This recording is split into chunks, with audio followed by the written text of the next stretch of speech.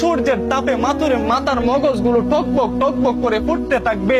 মানুষগুলো নাফসি নাফসি বলতে থাকবে।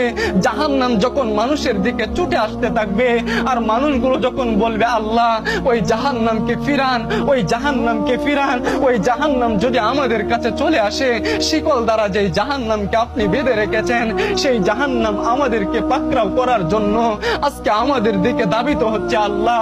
সেই দিন সব মানুষগুলো বলতে থাকবে আপনি জাহান্নামকে ফিরান, আল্লাহ আপনি জাহান্নামকে ফিরান।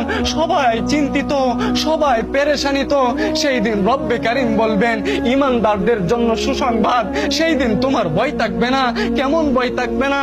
জাহান্নামের মধ্যে এমন একটা পানি জাহান্নামের মধ্যে ছিটিয়ে দেওয়া হবে, যেই ফেরেশতা, যেই জাহান্নামের শিকল থাকবে 70,000, এবং এক একটা শিকলের মধ্যে 70,000 ফেরেশতা ধরে টেনে টেনে সেই জাহান্নামকে ধরে রাখতে পারবে না।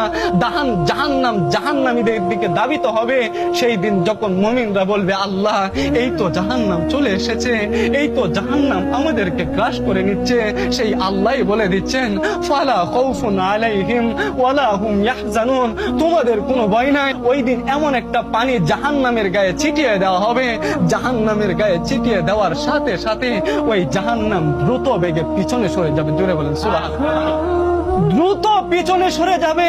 পিছনে সরার সাথে সাথে ওই মুমিন বান্দারা বলবে আল্লাহ এতক্ষণ পর্যন্ত যে জাহান্নামকে 70,000 ফেরেশতা 70,000 শিকলে, এক একটা শিকলের মধ্যে 70,000 ফেরেশতা ধরে টেনে ধরে রাখতে পারলো না, এমন কি পানি দিলেন যেই পানি পড়ার সাথে সাথে সেই জাহান্নাম পিছনের দিকে দৌড়ায়। ও মাওলা, এটা কি দুনিয়ার কোনো নদীর পানি, নাকি কোনো সমুদ্রের পানি, নাকি আবে হায়াতের পানি, নাকি জমজমের পানি?